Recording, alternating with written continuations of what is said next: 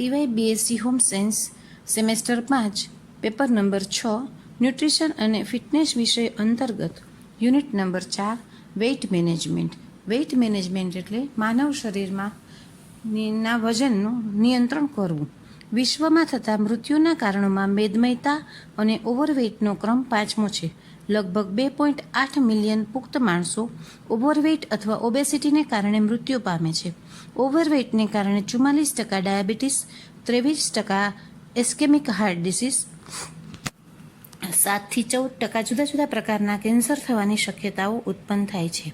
2010માં લગભગ 47 મિલિયન બાળકો કે જેની ઉંમર 5 વર્ષ કે તેથી ઓછી હતી તેઓ ઓબેસિટી ધરાવતા હતા.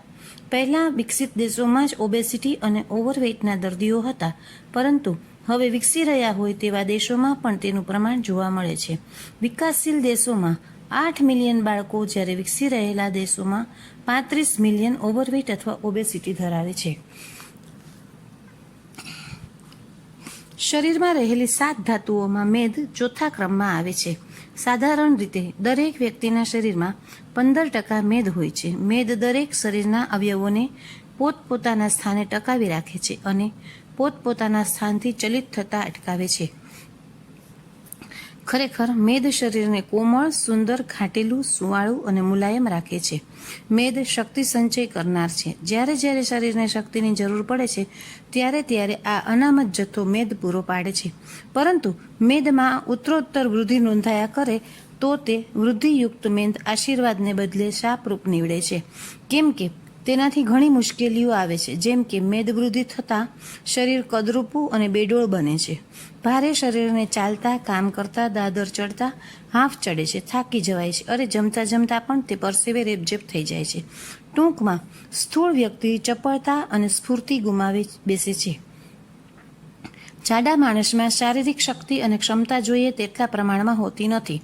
તેથી તે હૃદયરોગ, blood pressure, cancer, diabetes, cholesterol, thrombosis જેવા કેટલાક જલ્દી નહીં મટનારા અને મોતની સતત બીક બતાવ્યા કરનાર વ્યાધિઓનો ભોગ બને છે. હવે ઓબેસિટી એટલે શું? શરીરમાં વધારે પડતી ચરબી જમા થવાની પરિસ્થિતિને ઓબેસિટી કહેવામાં છે. તે સુખી અને સારી તંદુરસ્તી માટે ખતરારૂપ છે. આપણા શરીરમાં શક્તિના સંગ્રહ તરીકે, ઉષ્માના ઇન્સ્યુલેશન માટે, શોકના શોષણ માટે અને બીજા શારીરિક કાર્યો માટે ચરબી જરૂરી છે. સામાન્ય રીતે સ્ત્રીઓમાં 25 થી 30% અને પુરુષોમાં 18 થી 23% જેટલી ચરબી હોય છે અને આટલી સામાન્ય ગણવામાં આવે છે. પરિણામે સ્ત્રીઓમાં 30% કે તેથી વધારે ચરબી હોય તો તેને ઓવરવેઇટ અથવા તો ઓબેસ કહેવામાં આવે છે. હવે ઓબેસિટી થવાના કારણો.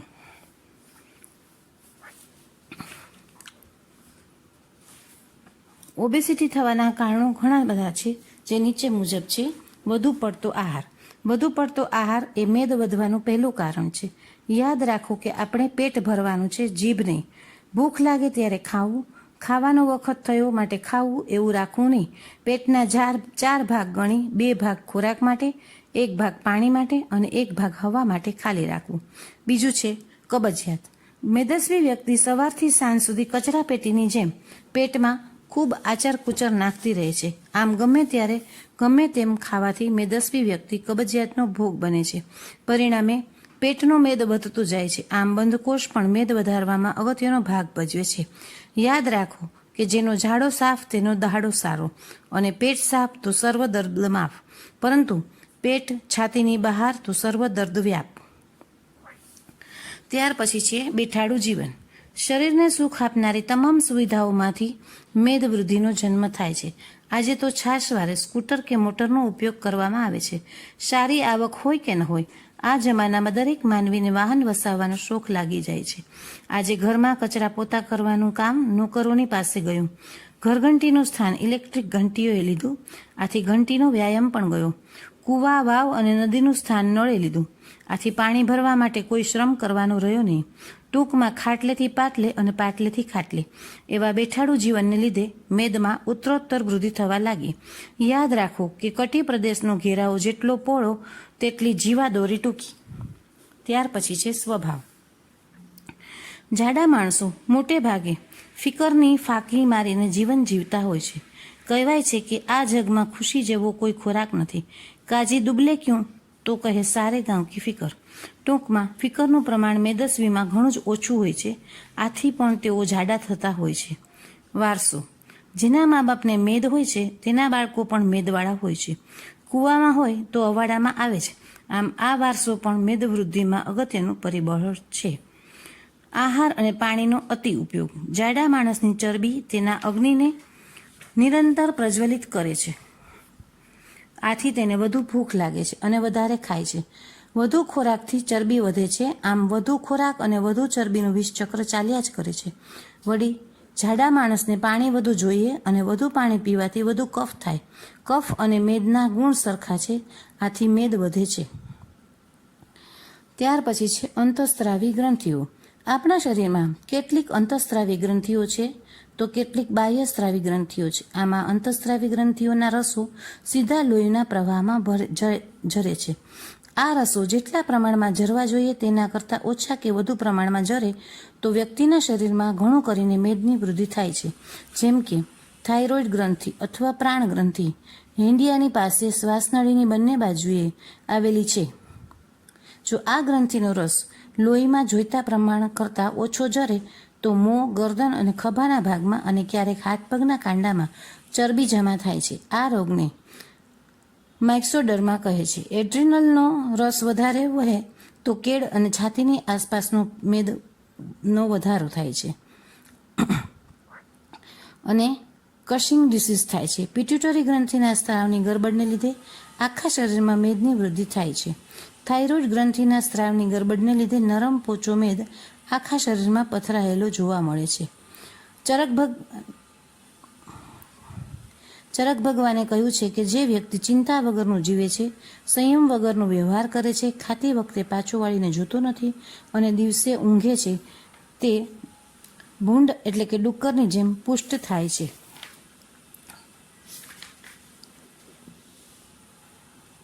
ઉંમર અને જાતિ પણ ચરબીનો વધારો કરવામાં બહુ અગત્યનો ભાગ ભજવે છે.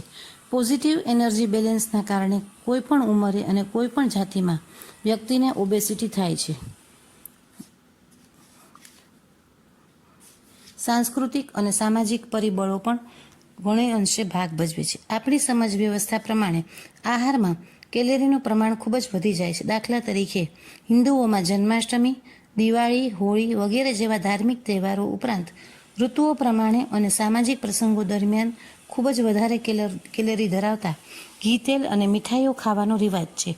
આ ઉપરાંત કહેવાતી કામ વ્યવસ્થાને પરિણામે લેવાતા બહારના વધારે કેલેરી ધરાવતા ખાદ્યો, મનોરંજનના સાધનોને પરિણામે અન્ય કાર્યની સાથે ખાવું વગેરે ઓબેસિટી થવા માટેના મનોરંજનના સાધનોને પરિણામે અન્ય કાર્યની સાથે ખાવું વગેરે ઓબેસિટી થવા માટેના કારણભૂત પરિણામો છે. માનસિક આવેગો. ઘણી વખત એકલતા, માનસિક તાણ, દુઃખ, નિષ્ફળતા વગેરે જેવી અવસ્થાઓમાં વ્યક્તિ ખોરાક દ્વારા સંતોષ મેળવવાનો પ્રયત્ન કરે છે. આથી શરીરને જરૂર કરતાં વધારે કેલેરી મળે છે, જે શરીરની ચરબીમાં વધારો કરી અને ઓબેસિટી ઉત્પન્ન કરે છે. ઈજા. કોઈપણ પ્રકારની ઈજાને પરિણામે હાઇપોથેલેસમના કાર્યમાં અવરોધ ઉત્પન્ન થાય તો માણસનો ભૂખ અને સંતોષ પરનો કાબુ જતો રહે છે અને પરિણામે ઓબેસિટી થાય છે. દવાઓ. ડાયાબિટીસની દવાઓ, એન્ટીડિપ્રેસન્ટ અને એન્ટી કન્વલ્ઝન્ટ દવાઓના સેવનને કારણે પણ વજનમાં વધારો થાય છે. અમુક પ્રકારના હોર્મોન જેવા કે મોઢા વાટે લેવામાં આવતી ગર્ભનિરોધક ગોળીઓ, લગભગ બધા જ કાર્ટિકોસ્ટીરોઇડ જેવા કે પ્રેડનિસોન વગેરેના સેવનથી પણ વજનમાં વધારો થાય છે. ઊંચા રુધિરના દબાણ માટેની દવાઓ અને એન્ટીહિસ્ટામાઇન દવાઓના કારણે પણ ઓબેસિટી થાય છે. આમ ઉપર મુજબના કારણોને લીધે માનવ શરીરમાં ઓબેસિટી થાય છે. ઓબેસિટીનું માપન બે રીતે થાય છે: શરીરની વૃદ્ધિનું એન્થ્રોપાયોમેટ્રિક એસેસમેન્ટ અને શરીરના બંધારણનું એન્થ્રોપોમેટ્રિક એસેસમેન્ટ. શરીરની વૃદ્ધિનું એન્થ્રોપોમેટ્રિક એસેસમેન્ટ કઈ રીતે થાય તો કે શારીરિક વજન માપવાથી. ઊંચાઈના સંદર્ભમાં માણસનું વજન એ માત્ર તેના શરીરમાં રહેલ ચરબી પર આધારિત નથી, પરંતુ તેના શારીરિક માળખા અને સ્નાયુઓ પર પણ આધારિત છે. વધારે પડતું વજન એ મોટા અને લાંબા હાડકાઓ અને ભરાવદાર સ્નાયુઓના કારણે પણ હોઈ શકે છે. આથી એવું માનવામાં આવે છે કે જે માણસનું વજન પ્રમાણિત વજન કરતાં 10% વધારે હોય તેને ઓવરવેઇટ અથવા તો 20% વધારે હોય તેને ઓબેસ તરીકે ઓળખવામાં આવે છે. પછી છે બોડી માસ ઇન્ડેક્સ. ઓવરવેઇટ અને મેદસ્વી વ્યક્તિઓને અલગ પાડવા ખૂબ જ મુશ્કેલ હતું. આથી ગેરોએ અનેક પ્રયોગો કરીને માત્ર સામાન્ય 2 પેરોમીટર ઊંચાઈ અને વજન માપી તેના પરથી ઓબેસિટી અને તેના પ્રકાર નક્કી કરી શકાય તેવું દર્શાવ્યું. હાલમાં તેને બોડી માસ ઇન્ડેક્સ એટલે BMI તરીકે ઓળખવામાં આવે છે. બોડી માસ ઇન્ડેક્સ એટલે શરીરનું જરૂરી ન્યૂનતમ કપડાં સાથેનું વજન કિલોગ્રામમાં અને બૂટ કે ચપ્પલ પહેર્યા વગરની મીટરમાં માપેલ ઊંચાઈનો ગુણોત્તર ટૂંકમાં. એટલે BMIનું બરાબર વજન કાઉન્સમાં ઊંચાઈ. BMI weight in KG, height in minute. સ્ત્રીઓ કે પુરુષો બંને માટે નીચે પ્રમાણેનો પ્રકાર પાડવામાં આવે છે. 18.5 હોય તેને અંડરવેઇટ કહેવામાં આવે છે. 18.5 થી 24.9 હોય એને નોર્મલ કહેવામાં આવે છે. 30.0 થી 34.9 હોય એને નો BMI જેનો હોય એને ઓબેસિટી કહેવામાં આવે છે. 35.0 થી 39.9 BMI હોય એને ઓબેસિટી કહેવામાં આવે છે. અને 40 થી વધારે હોય એને સિવિયર ઓબેસ કહેવામાં આવે છે. 35 અને 40 એમ એને ગ્રેડ 1, 2 અને 3 એમ આપવામાં આવ્યા છે. ગ્રેડ 1માં ઓબેસિટી જે હોય એને સામાન્ય ગણવામાં આવે છે, પરંતુ તે ગ્રેડ 2 અથવા ગ્રેડ 3 તરફનું પ્રયાણ હોઈ શકે, આથી અવગણવામાં આવતું નથી.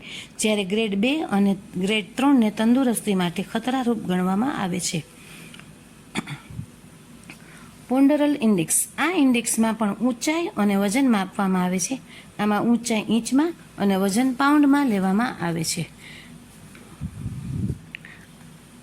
જો આનું મૂલ્ય 13 કરતાં ઓછું મળે તો ઓબેસિટી થવાનો ભય રહે છે. Broca index. આ ઇન્ડેક્સમાં ઊંચાઈ સેન્ટીમીટરમાં માપવામાં આવે છે. Corpulence index. આ ઇન્ડેક્સનું મૂલ્ય 2 થી વધુ ન જોઈએ. Waist hip ratio. આની કિંમત પુરુષો કરતાં એટલે કે 1 કરતાં વધારે મળે તો અને સ્ત્રીઓ 0.85 કરતાં વધારે મળે તો ઓબેસિટી ધરાવે છે તેમ કહી શકાય. શરીરના બંધારણનું એન્થ્રોપોમેટ્રિક એસેસમેન્ટ. શરીરના બંધારણનું એન્થ્રોપોમેટ્રિક એસેસમેન્ટ 2 રીતે લેવામાં આવે છે. શરીરમાં રહેલા કુલ ચરબીનું પ્રમાણ અને શરીરની ઘનતા, આ બંનેનો ઉપયોગ કરી ઓબેસિટીનું એસેસમેન્ટ કરવામાં આવે છે. શરીરમાં રહેલી કુલ ચરબીનું પ્રમાણ કઈ રીતે જોવાય તો કે સ્કિન ફોલ્ડ ઉપરથી શરીરની 50% ચરબી ત્વચા એટલે કે ચામડીની નીચે જમા થયેલ હોય છે અને તે વજન વધારાની સાથે વધે છે. ચોક્કસ પ્રકારના પ્રમાણિત સ્કિન કેલિપર્સની મદદથી ત્વચાની નીચે જમા થયેલ ચરબીની જાડાઈ માપવામાં આવે છે. આ માટે હરપેન્ડન કેલિપર્સ અથવા વોલ્ટેન કેલિપર્સની ભલામણ કરવામાં આવે છે. નીચે પ્રમાણેની 4 જગ્યાએથી ત્વચાની જાડાઈ માપી શરીરમાં રહેલ ચરબીનું પ્રમાણ જાણી શકાય છે. ટ્રાઇસેપ્સ. ખભાની ટોચથી કોણી સુધીના હાથની લંબાઈની બરાબર અડધેથી લીધેલ માપને ટ્રાઇસેપ્સ કહેવામાં આવે છે. સબસ્કેપ્યુલર. ખભાની સ્કેપ્યુલાના એંગલથી અંદરની બાજુ સહેજ નીચેથી લેવામાં આવતા સ્કિન ફોલ્ડને સબસ્કેપ્યુલર સ્કિન ફોલ્ડ કહે છે. બાયસેપ્સ. હાથ કાટખૂણે રાખેલ હોય ત્યારે ખભાથી કોણી વચ્ચેના મધ્ય બિંદુએથી માપવામાં આવતા સ્કિન ફોલ્ડને બાયસેપ્સ કહેવામાં આવે છે. સુપ્રાઇલિયા. શરીરના આગળના ભાગમાંની ઊભી મધ્યસ્થ લાઇનથી મધ્યમાં ઇલિયમ પાસેથી માપવામાં આવતા સ્કિન ફોલ્ડને સુપ્રાઇલિક સ્કિન ફોલ્ડ કહેવામાં આવે છે. Mid arm circumference. Mid arm circumference મોટાભાગે સ્પ્રિંગ પ્રકારની ટેપ વડે માપવામાં આવે છે. હાથને કોણીથી વાંકો વાળ્યા બાદ ખભાથી કોણી વચ્ચેના અંતરના મધ્ય બિંદુએથી મિડ આર્મ સર્કમ્ફરન્સ માપવામાં આવે છે. 1 થી 5 વર્ષના બાળકો માટે ચોક્કસ પ્રકારની ટેપ વાપરવામાં આવે છે. આ પ્રકારની ટેપમાં 70 થી 125, 125 થી 135 અને 135 થી 175 mm અંતરે અનુક્રમે લાલ, પીળો અને લીલો રંગ હોય છે. પરિણામે રંગ પરથી બાળકોની પોષણની માત્રા જાણી શકાય છે. લાલ રંગ એ કુપોષણ, પીળો રંગ એ મધ્યમ કુપોષણ અને લીલો રંગ એ સામાન્ય દર્શાવે છે. શરીરની ઘનતા દ્વારા શરીરની ચરબીનું પ્રમાણ જાણવું. માનવ શરીરની ઘનતા તેનું કુલ વજન અને કદ માપવાથી જાણી શકાય છે. કારણ કે આપણે યુનિટ નંબર 4 વેઇટ મેનેજમેન્ટના ચેપ્ટરમાં ઓબેસિટી થવાના કારણો અને તેના માપન વિશે જાણ્યું. હવે પછી ઓબેસિટીના ભય સ્થાનો. હવે પછીના લેક્ચરમાં આપણે ઓબેસિટીના ભય સ્થાનો વિશે આપણે જાણીશું.